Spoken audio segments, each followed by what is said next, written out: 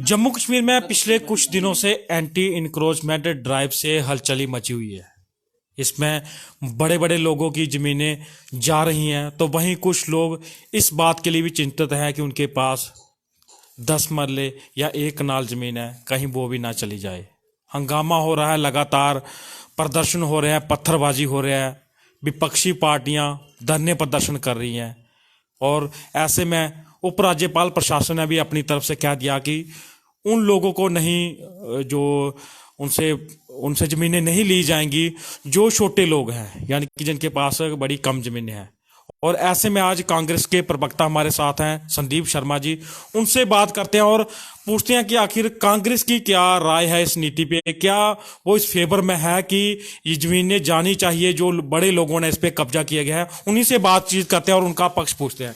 Sir, जो drive चल रही है, क्या जो स्पष्टता है कांग्रेस की इसके? सबसे बड़ी बात मैं ये कह रहा हूं कि सरकार ने जो ये कानून लाया, लैंड एविक्शन एक्ट, इलीगल इंक्रोचर के साथ हम भी नहीं है। जो इलीगल इंक्रोचर है, लैंड ग्रैबर है, उसके साथ, क्योंकि लैंड ग्रैबरों ने क्या किया, सरकारी जमीनों को अपने नाम दर्ज करवा के उनको कॉलोनियां बना के बेचा गया। हम उन लोगों के हक में हैं जो छोटे मोटे, जिनके पास 2-4 मरले का घर है, जो किसान है, जिनको अलॉटमेंट हुई है, जो किसानी करते हैं।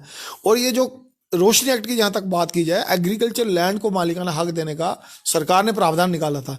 लेकिन इस बीच क्या हुआ, कुछ लैंड ग्रैबर थे जिन्होंने सरकारी एग्रीकल्चर लैंड को कमर्शियलाइज कर दिया।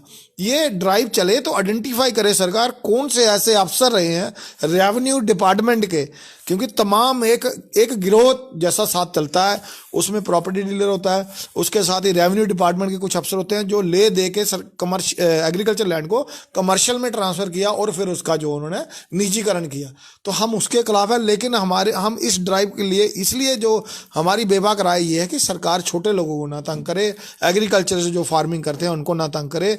सरकार ये देखे कि बड़े मगरमच्छ कहाँ छिपके बैठे हुए। शर्मा साहब, अगर बात की जाए रोशनी एक्ट की, आपने बात कही, तो क्या आप इस चीज को मानते हैं कि रोशनी एक्ट की आड़ में उन बड़े लोगों ने करोड़ों रुपए की जमीन थी, जो करोड़ों रुपए की जमीन थी, वो हजारों में अपने नाम पे कर ली, जबकि ये एक्ट वहां पे लागू होता था जिनके पास थोड़ी थोड़ी जमीनें थी।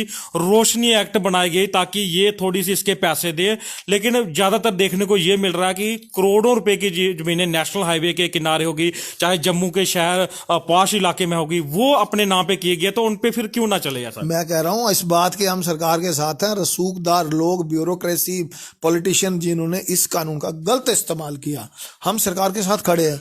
हम किसके साथ भी खड़े हैं? उस एग्रीकल्चरिस्ट के साथ भी खड़े हैं जो एक किसान है, जिसके पास 2 कनाल भूमि है, जिसपे वो खेती करता है, जिसमें वो अपनी काश्तकार करके अपना जीवन यापन चला रहा है। और एक तरफ हम उसके साथ खड़े हैं जिसके पास 5 मरले 10 मरले, बेचारे के पास रहने का कोई आशियाना नहीं था। उसने देखा कि यहाँ मैं घर बना सकता हूँ, उसने वो बनाया। हम 50 कनाल वाले के साथ नहीं है, हम 20 कनाल वाले के साथ नहीं है, हम 100 कनाल वाले के साथ नहीं है।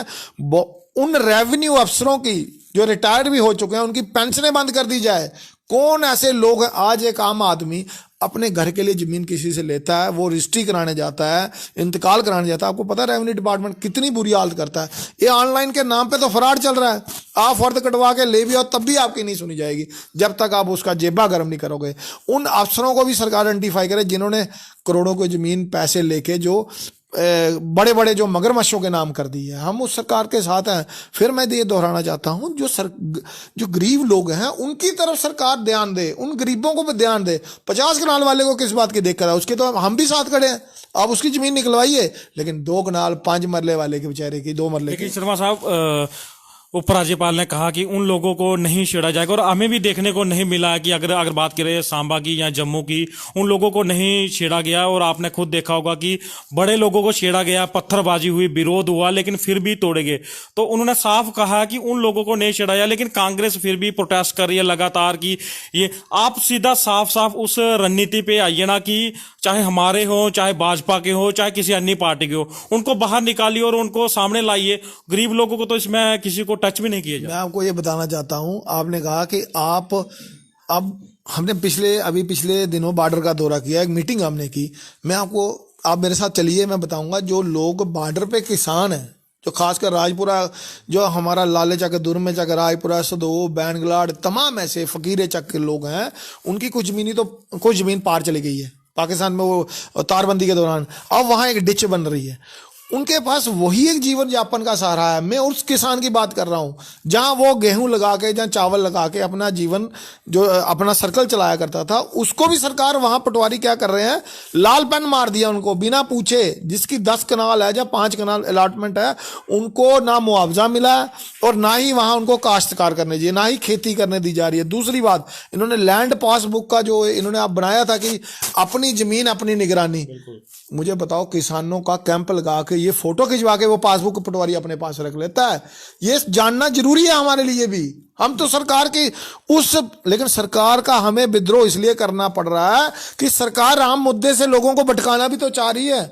जो जम्मू कश्मीर के मुद्दे हैं, पेंशनें बंद कर दी आपने, वृद्ध अवस्था पेंशन बंद कर दी, बेरोजगारी का आंकड़ा है, भारतीय जनता पार्टी के दफ्तर के बाहर लगातार धरने प्रदर्शन हो रहे हैं, हमारे नौजवानों के पेपर बार बार लीक हो रहे हैं। बहुत सारे ऐसे मुद्दे हैं जिसको सरकार देखना नहीं चाहती। रेवरे खेल के जो हमारे बच्चे हैं उनको मार मार के तोड़ दिया, हमारे MG नरेगा के बच्चे हैं, NY कॉप्स के बच्चे हैं, जो नेहरू युवा केंद्र के बच्चे हैं, सरकार उनको भी तो ध्यान दे। आपने अब बुलडोजर ला के लोगों के गढ़ों के आगे खड़े कर दिए कि देखो जी हमने ये लैंड, मैं कहा ये चुनावी रणनीति है, आप समझ नहीं पा रहे। पहला चुनाव लड़ा 370 के नाम पे, अगला चुनाव 2024 की तैयारी है, ये लड़ा जाएगा लैंड एविक्शन एक्ट के नाम पे। इन्होंने ये बताना है कि हमने, अब दिल्ली वाले को क्या पता कि वो काश्तकार है, गरीब है, किसान है, किसकी लैंड इन्होंने छीनी।